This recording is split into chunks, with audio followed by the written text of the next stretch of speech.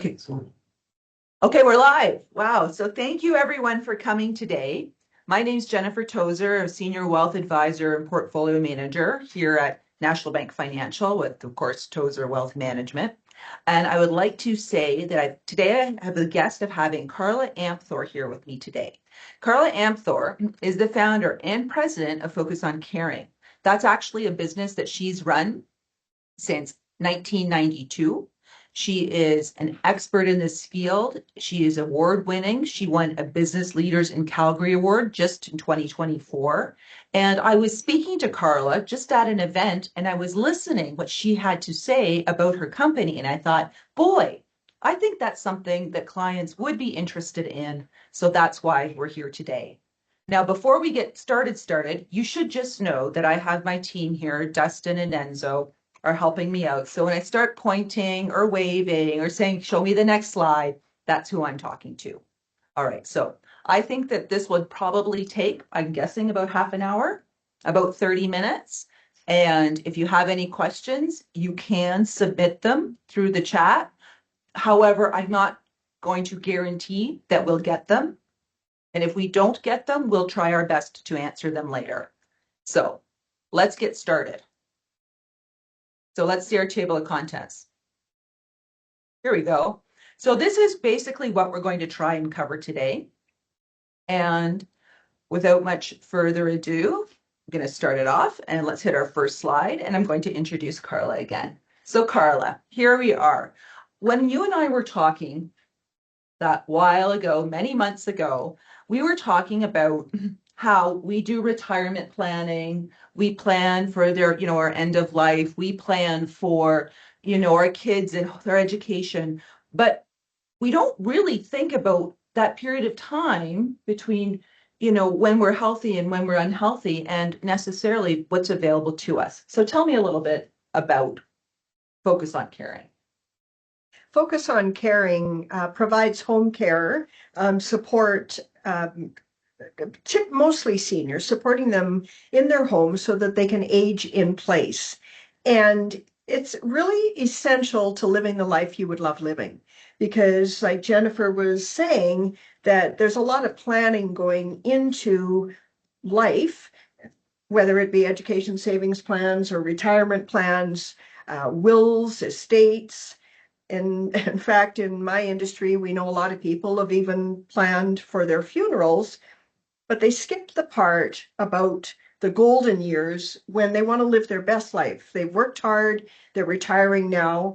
And what happens if something unexpected comes along, whether that is a surgery that's needed, someone's had a fall, or just through the aging process, we need to have a little fixing up, for lack of a better word, or an actual traumatic health concern. So all of a sudden, your retirement plan is derailed because you haven't planned for the part of how do I keep on living my absolute best life if something like that were to happen. So we create a plan that's totally individualized so that you get to decide exactly how you would like to live that part of your life. Okay, so this is why I think this is interesting. And can we just go to the next slide, please, Dustin? Okay, so we're talking about this. And I think why this is important is that you don't know what you don't know. So with your health, if you're in poor health, you have things that progress slowly. But let's just say all of a sudden you think you have a bump in the road with your health. I don't care. You trip and fall and you broke your kneecap. But then you find out it's not just a bump or a big bump, as Carla said, it's a crater. So now you're sitting there in the hospital and things have changed for you. They've changed for you because you weren't planning to break your knee, but now I'm making up. This is a fake person, by the way, that I'm making up. And your fake person now lives in the country and can't get anywhere because they can't drive. So when you're lying there and you're at the hospital, you're not feeling well, you're not planning on being there, you're probably medicated and injured and hurt, and now you have to make a whole bunch of decisions. So which decisions do you make? And Carla, tell me, what would a normal person do in that situation? What would be the regular pattern of behavior? Well, the regular pattern of behavior actually would probably go against everything that you thought you were going to decide in your lifetime because you are in a different frame of mind and you are in a position where other people start suggesting the things that are going to be best for you. And there are some things that it's a valid information, but it's only one piece of the information. So if you already have a plan in place, you have a company like Focus on Caring, who you've gotten to know, who's been supporting you, whether it's the driving example that Jennifer just talked about, or maybe you are on your own and you're not as comfortable traveling anymore. We can be a travel companion. All of those things. Maybe it's somebody coming in and doing light housekeeping, but you've established a relationship that then when all of a sudden this has happened, you don't go to that place of, I don't know what to do next. You actually go, oh, I just call because I already know what to do and I already have my people. Okay. So this is, and I think this is key because, and I'm going to just talk about some of the resources that you have with Focus on Caring. So I'm back to my broken kneecap. By the way, I don't have a broken kneecap.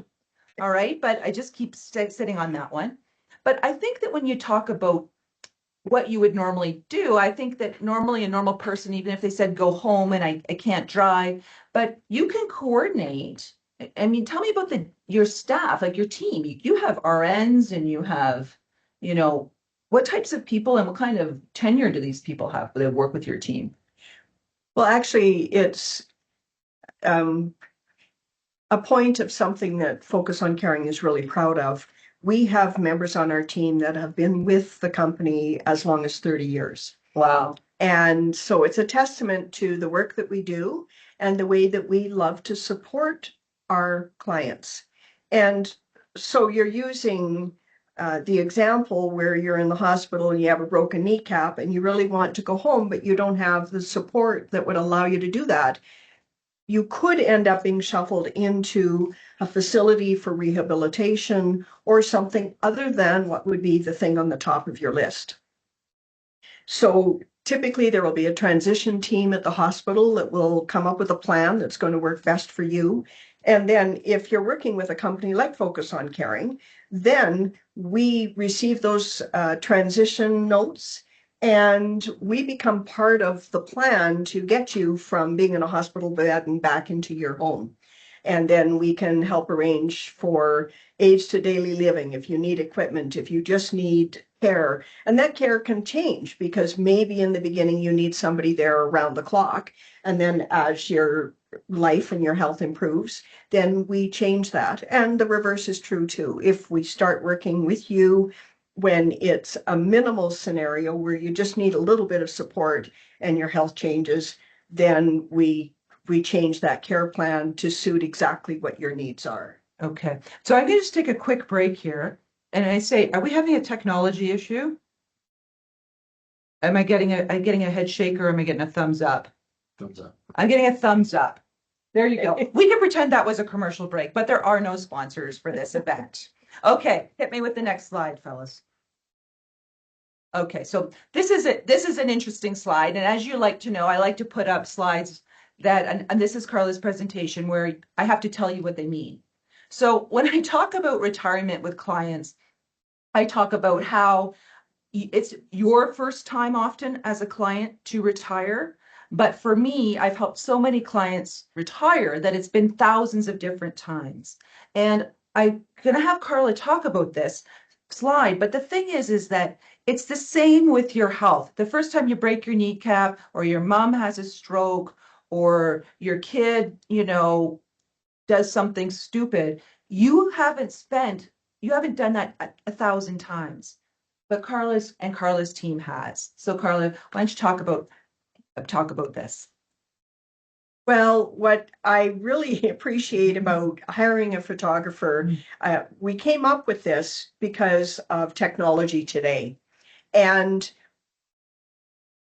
everybody walks around with their cell phone. They're always taking selfies, or they have a selfie stick, which extends their reach a little bit further. but it still only gets what they're looking at in the frame.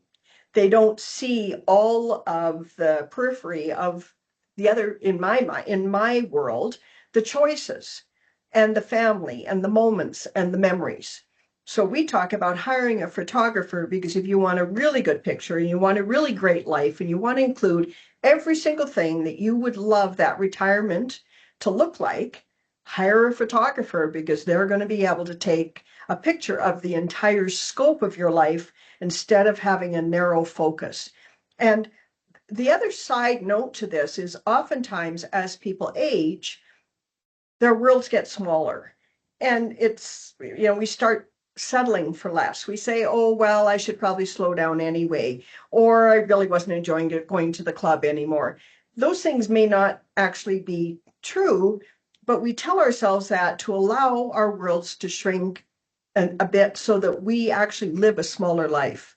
And so by hiring a photographer and seeing what the whole picture could look like, you're creating a much more special retirement and golden years experience.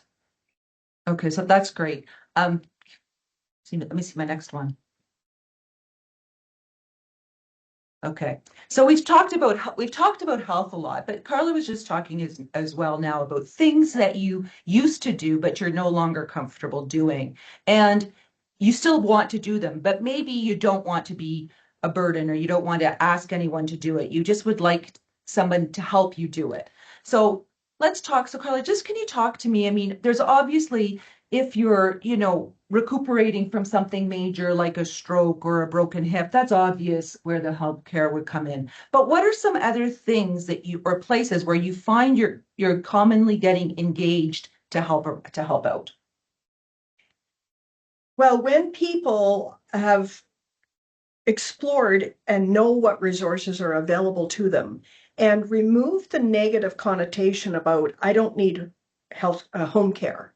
And we Uh-huh. joke about the fact that somebody will say, gee, mom and dad need help, and they'll say, oh, we don't need anything right now, but our neighbors could use your help. We can't really see where we're at, and the burden ends up falling on what we call informal caregivers. So maybe it's your spouse, maybe it's your daughter, maybe it's your neighbor, and we rely on people to do things for us, which again leads to this smaller life and a smaller experience. So when we say we have lifestyle assistants, so we're not of course we have our nurse's hat, and if we need to put the nurse's hat on, we're really good at doing that. And we can be the person who is your chef or your house cleaner, your driver, your travel companion. Anything that you see as something that is going to lead to you having a phenomenal experience at this part of your journey, then we can step up and wear that hat. And so it opens the door to we're not just home care. And I said to Jennifer, maybe it's a Calgary comment to say we're not just a one-trick pony. We're way more than just home care. And for people to be able to see home care as a broader experience removes that negative connotation and allows you to say, wow, this is something that could be really supportive. So a lifestyle assistant, absolutely, I want one of those. That's awesome. I know that as I get older, if nobody's willing to play cards with me, that'll be on my list. Okay. All right, so let's take the next look here. And when we're talking about this slide here, I mean, I think that when you and I were talking about this is what you just alluded to. Not is that what changes for you when you become the informal caregiver? What's that mean? Tell me about that. Tell me about your experiences. Oh, Tell me what I should know that I don't know. Do it in less than 10 minutes. Okay. An informal caregiver typically is a family member, a friend, somebody who is not got the moniker of being a healthcare aide or a LPN or an RN. And for us, what it really means is that that person then becomes the caregiver and they have to wear more than one hat. And they lose the ability to some degree to be the partner, the friend, the daughter, the spouse. And the lines get really, really blurred. And when you are not able to enjoy the experience and spend the best time as the role that you really want to be, which is the daughter or the spouse, whatever it is, you end up becoming a caregiver, and it's a beautiful experience. I've done it myself. I had the gift of being able to be an informal caregiver for both of my parents, but it to some degree it changed my experience with my parents because I was trying so hard to wear two hats and I lost myself to some degree. And so the question of who am I really, we all want to be able to step up and be that person. We're not all necessarily qualified to be that person. And one of the things that comes with being a personal caregiver, the toll that it takes, but the level of guilt that we feel, because then we say, I better not go do that experience, or maybe I can't go have lunch, or even going to work. Sometimes it's a challenge to say, well, I need to go to work today because you have the commitment that you've made of being that informal caregiver. And like I say, for me, it was a gift, but it was also, there was a lot involved in that impacted me, not just in going through the process of my parents aging and ultimately losing my parents. It was losing me a little bit along the way. So having the support really can change that. Well, and also if you're trying to be there 24/7 and you've changed your life because you do want to spend time with those people, there's a whole fatigue component. There's a fatigue component because you're not doing the things that you would normally do, but also not taking the breaks that you would normally take in your own life. So it can be everybody. I'm not going to say everybody. I'm going to say I can understand how, family members and friends want to be involved, but to have all the responsibility all the time and know that it's not going to go away, it's really great to know there's some way to get some respite. And actually, this is probably a good time to talk about this because you and I spoke about this before. Ultimately, people are going to say, well, what about our public healthcare system? And I'm going to say, think of it this way. We know we have this CPP. We know we have OAS. We also know that we can save for our own retirement if we want more than that, right? So yes, public healthcare is here. And as far as, costs related to this service, they're very, very customized, and they're very customized because it depends on how much, how often, how long. But Carla and I did speak about and say that sometimes because they work collaboratively with Alberta Health, with Alberta Health, that you could actually sometimes get these fees subsidized to some extent. Isn't that correct? Yes, there was a program that was kind of born out of COVID because we realized during COVID that um, having to be in hospital or abandoned at home weren't really great options. So they came up with a program. It's called Client Directed Home Care. And that is where Alberta Health Services will do an assessment and make a determination of what they think the level of support that you need is. And then those hours that they approve for you end up being funded through Blue Cross, just like your prescriptions are. And they're paid to an agency that is approved by Alberta Health Services and Blue Cross. But that would pay for some of the services that you're needing. It might pay for all of it depending on the number of hours that you're approved for. But it's always nice to know that that level of support is there to help with the funding of your home care. And of course, Focus on Caring is approved. Of course. Of course, it's approved. Just throwing that out there. Okay, hit me with the next slide here, please. And when we talk about this, you know what? I think this is pretty self-explanatory. But I would say for myself, again, why I asked Carla to come here, because when she said these words to me, I said, oh yeah, I never think about this. It's in a little compartmentalized box I don't like to think about. So Carla, tell me about, who gets to be a caregiver. Well, actually, this is the exact message that I hope everybody hears today, because we do this back to the original slide when we talked about the missing link. We do all of the plan. We live our life and then we do the planning and then we jump over this and we end up at the end of our life and we could impact our journey differently. And this just creates a different level of awareness and tries to remove that negative connotation away from home care and caregiving, because there are only four kinds of people in the world: those who have been caregivers, those who are currently caregivers, those who will be caregivers, and those who will need caregivers. And through my 32 years of experience at this moment, I can assure you there are only four kinds of people in the world. So if you realize you're going to fall into one of those categories, it's a good area to explore, to say, what can I do so that I've got a plan? That's great. Thank you. Thank you. Okay, let's see what else we got here.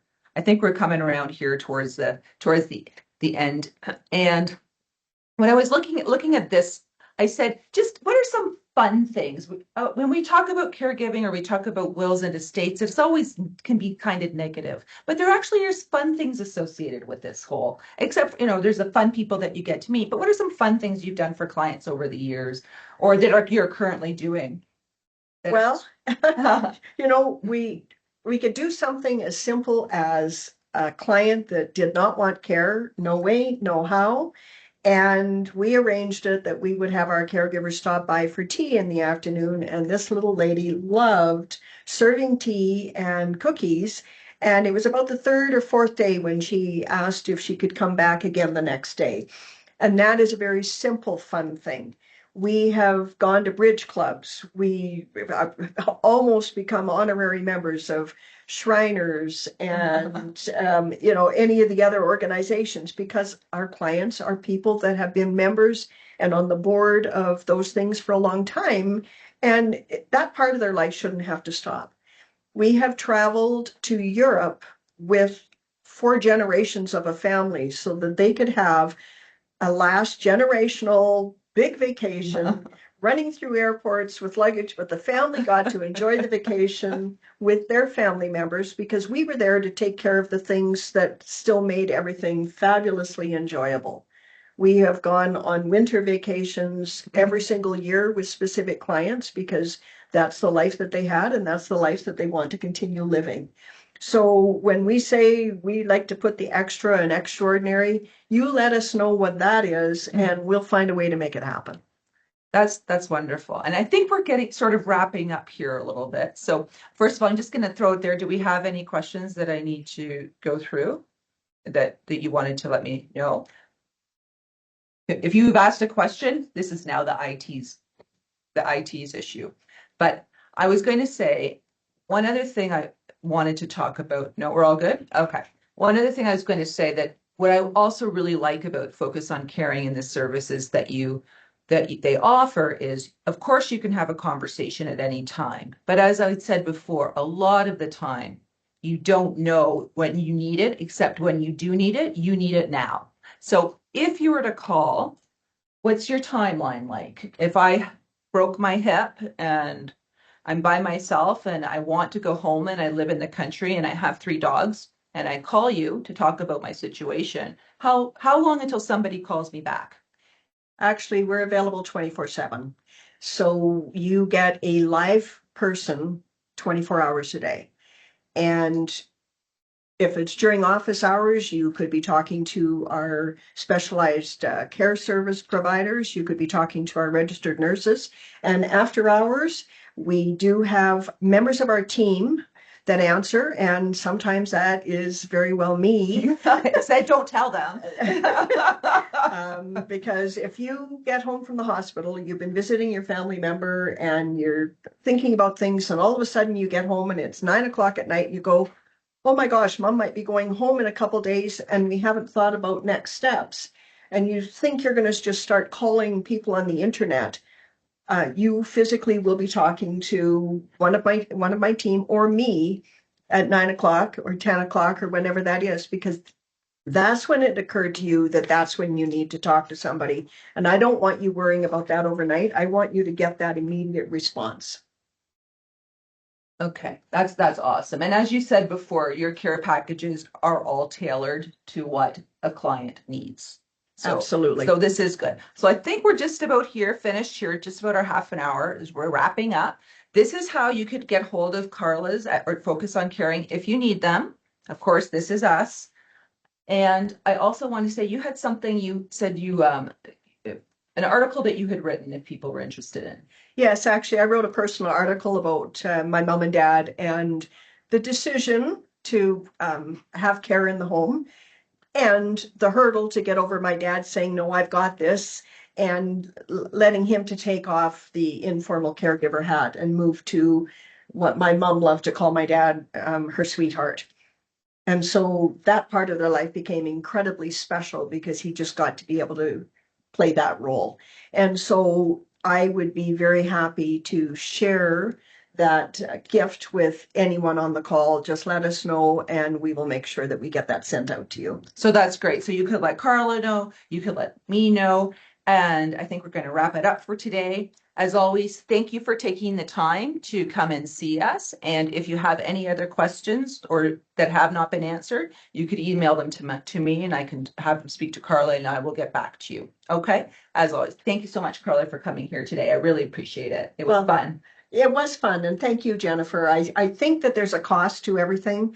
Oftentimes we view that as the cost of what the service would be. And in my instance, I see this as the cost of what it could be for changing your life and making a difference. So I'm so happy to be able to share this because I want a level of awareness to be as high as possible.